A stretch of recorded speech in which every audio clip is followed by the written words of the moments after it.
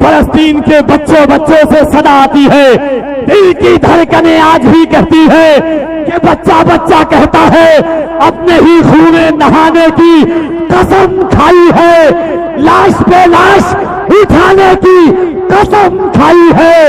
بولا فلسطینی بچہ سن اسرائیل، ہم نے اقصی کو بچانے کی قسم کھائی ہے۔ ہم سے اب اتنے سمندر نہیں دیکھے جاتے، بھیگی آنکھوں سے یہ منظر نہیں دیکھے جاتے۔ زندہ رہنا ہے تو حالات سے ڈرنا کیسا، جنگ لازم ہو تو لشکر نہیں دیکھے جاتے۔ آپ کو معلوم ہے کہ کربلا ہے کیا؟ امام حسین کی شہادت، امام حسن کی شہادت، حضرت علی اکبر کی شہادت، حضرت زینب کبریٰ کا خطاب سن سن کے آپ بوڑھے ہو گئے، کتنے لوگ قبر میں ہیں۔ امام حسین جب سجدے کی حالت میں تھے، امام حسین نے ایک تلاوت کی تھی، بس وہی تلاوت لفظ، اور اس کے بعد قاری صاحب قبلہ مائک پر آئیں گے، سنیے گا، اور اسی الفاظ کو سن کر کے سمجھ کر کے نہ جانے ہزاروں لوگ قربانیاں دے چکے ہیں۔ فلسطین کے ایک بچے کی ویڈیو وائرل ہوئی تھی، فوٹو، جس نے اپنی پیشانی پر کالا رومال باندھا تھا، اس پر وہ چیز لکھی ہوئی تھی، وہ کیا تھی معلوم ہے؟ اللہم اذن بقضائی کا۔ امام حسین جب سجدے میں گئے 72 لوگوں کو شہادت کے بعد، غور سے سنیے گا اور یاد کر لیجئے گا اس مقصد کو۔ بھائی جان ایک منٹ ہماری بات بھی سن لیجیے۔ امام حسین سجدے میں گئے، 72 نفوس قدسیہ کی شہادت کے بعد سر کو سجدے میں رکھیں اور اللہ کی بارگاہ میں سب سبحان ربی الاعلیٰ پڑھتا ہے، مگر امام حسین نے اس سجدے میں کیا پڑھا تھا سنیے، اللہم اذن بقضائی کا وصبرن علی بلائی کا تسلیما لامرکا۔ اب اس کا سیدھا سادہ مفہوم سنیے، امام حسین نے کہا مالک جو تیری طرف سے امتحان آیا، اللہم اذن بقضائی کا، جو موت آئی، جو زندگی شہادت آئی، اس پر تیرے حسین نے لبیک کہا، وصبرن علی بلائی کا، جو مصیبتیں آئی اس پر حسین نے صبر کیا، تسلیما لامرکا، تیری طرف سے جو حکم آیا اس پر اس کو حسین نے تسلیم کیا۔ اب جملہ یاد کیجئے گا، مالک حسین نے ہر چیز پر صبر کیا ہے، مولا حسین راضی ہے، یہ بتا کہ تو حسین سے راضی ہے کہ نہیں؟ کہیے سبحان اللہ۔ قرآن شریف کی ایک آیت ہے، جتنی جنگیں ہوئی ہیں اس ایک جنگ کی پوری آیت جو ہے تفسیر بھی ہے، توضیح بھی ہے، اور اسی کی ایسا لگتا ہے کہ کربلا ہی کے لیے یہ آیت نازل ہوئی تھی۔ وَلَنَبْلُوَنَّكُمْ بِشَيْءٍ مِّنَ الْخَوْفِ وَالْجُوعِ وَنَقْصٍ مِّنَ الْأَمْوَالِ وَالْأَنفُسِ وَالثَّمَرَاتِ وَبَشِّرِ الصَّابِرِينَ۔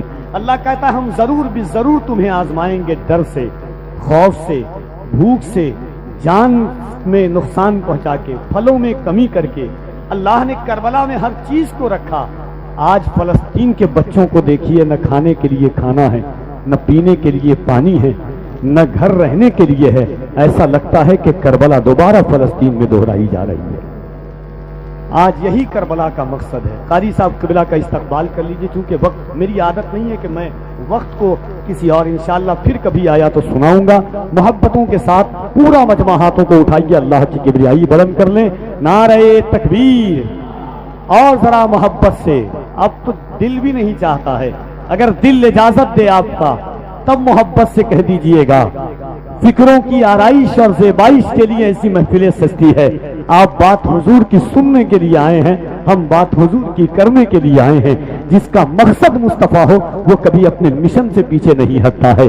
بات سرکار کی جائے گی، بات سرکار کی سنی جائے گی۔ دونوں ہاتھوں کو اٹھائیں اور محبتوں کے ساتھ اللہ کی کبریائی یہ سوچ کر بیان کیجئے گا۔ ایک بچے سے فلسطین سے پوچھا گیا کہ آپ نعرہ کیوں لگاتے ہو؟ جواب دینے والا تو کوئی نہیں ہوتا ہے۔ اس بچے نے ایک منظرنامہ کھینچا تھا کونین بھائی، اور وہ 4 مصرع سنیے گا۔ بچے نے کہا تھا کہ حل ہوں گے سبھی مسئلے، تدبیر تو لاؤ، ٹوٹی ہی صحیح دوستوں شمشیر تو لاؤ، آگے کا کام مالک و مولا پہ چھوڑ دو، پہلے زباں پر نعرہ تکبیر تو لاؤ۔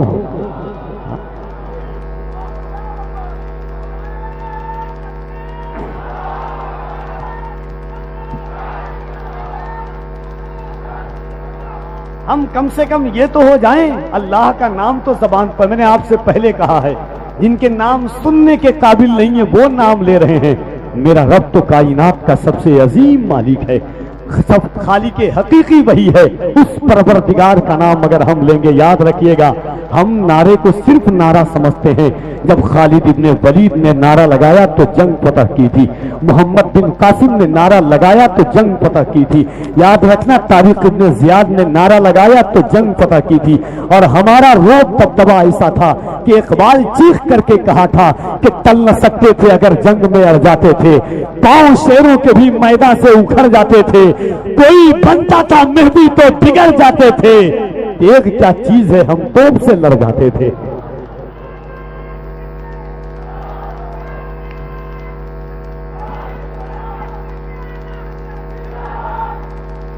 سبحان اللہ، ذرا دونوں ہاتھوں کو اٹھائیں۔ فلسطین کے بچوں سے صدا آتی ہے، دل کی دھڑکنیں آج بھی کہتی ہے کہ بچہ کہتا ہے اپنے ہی خون نہانے کی قسم کھائی ہے، لاش پہ لاش اٹھانے کی قسم کھائی ہے۔ بولا فلسطینی بچہ سن اسرائیل، ہم نے اقصی کو بچانے کی قسم کھائی ہے۔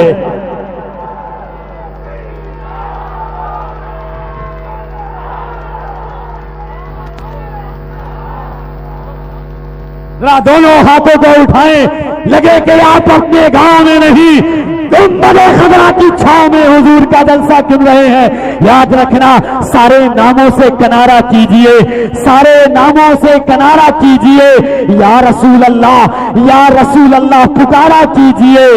آسماں پہ چاند کہتا ہے حضور، پھر سے انگلی کا اشارہ کیجئے۔ آسماں پہ چاند کہتا ہے حضور، پھر سے انگلی کا اشارہ کیجئے۔ جس کا نام میلاد کے ساتھ ہو، دونوں ہاتھوں کو اٹھائیے اور اللہ کی کبریائی بلند کیجئے، نعرہ تکبیر۔ اور ذرا محبت سے، جس کا ایمان ہے، یہ زبان اللہ نے حضور کے صدقے میں دی ہے۔ کیا کہا میں نے؟ جس کا ایمان ہے۔ یاد رکھنا، بہت سارے لوگ سوچتے ہیں کہ ہاتھ اٹھانے کا کیا فائدہ ہے، آپ کفیل انور کی بات جھٹلا دیجئے گا، مگر یاد رکھنا قرآن کہتا ہے یومئذ تحدث اخبارہا، قیامت کے دن ذرہ ذرہ گواہی دے گا کس نے کیا عمل کیا، کیسا عمل کیا، کب عمل کیا۔ میرے حضور فرماتے ہیں قیامت کے دن تمہاری زبان گواہی دے گی کیا بولا، تمہاری آنکھیں گواہی دیں گی کیا دیکھا۔ قرآن کہتا ہے الیوم نختم علی افواہہم وتکلمنا ایدیہم، کل قیامت کے دن اللہ تمہاری زبان پر مہر لگا دے گا، تمہارے ہاتھ بولیں گے کیا کیا، تمہارے پیر بولیں گے کیا کیا، جس زمین پر تو نے کیا ہے وہ زمین بولے گی مولا اس نے مجھ پر بیٹھ کر کے یہ کیا ہے۔ دل پر ہاتھ رکھ کے بولنا، کل قیامت کا دن ہوگا، زمین تانبے کی ہوگی، آسمان اولاد کا ہوگا، نہ بیٹی باپ کی ہوگی نہ باپ اولاد کا ہوگا۔ ایسے عالم میں یہ زمین کہے گی مولا سینٹرل محرم کمیٹی کی جانب سے ذکر حسین سجی تھی، تیرے محبوب کی امت گنہگار ضرور تھی مگر غدار نہیں تھی، ان ہاتھوں کو اٹھا کر لبیک یا رسول اللہ کہہ رہی تھی۔ لگا دوں میں لگاؤں، آپ بولیں گے یہی وہ راستہ ہے جن راستوں سے غلام ربانی بھائی مفتی صاحب قبلہ کے ساتھ میں گزرا تھا، سلمان اظہری صاحب قبلہ کے ساتھ۔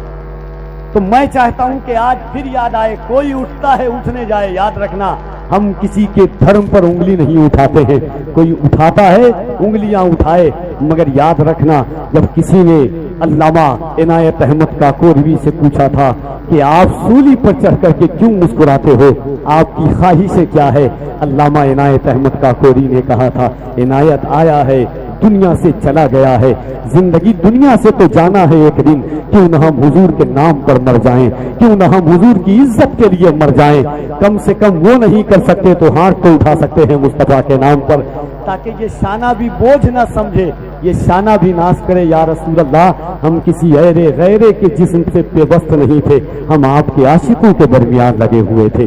ذرا محبت سے دونوں ہاتھوں کو اٹھائیے، دونوں ہاتھوں کو اٹھا کر، اور ممبر سے لے کر کے مسند تک کفیل انور دیکھے نہ دیکھے اللہ ضرور دیکھ رہا ہے، وہ علیم و خبیر ہے۔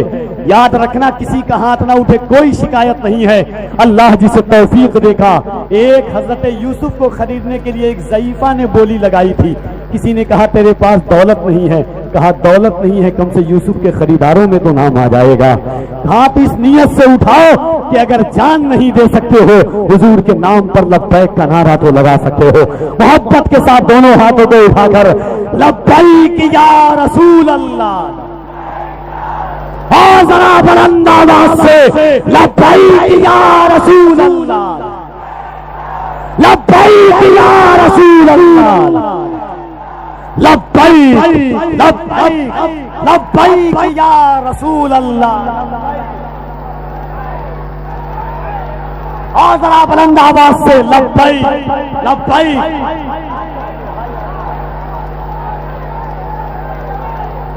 سرخرو ہونے کا، سرخرو ہونے کا، سرخرو ہونے کا سامان بھی دے سکتے ہیں، زندگی کو نیا عنوان بھی دے سکتے ہیں. یہ میری قوم کا بچہ بھی صدا دیتا ہے، ہم محمد کے لیے جان بھی دے سکتے ہیں.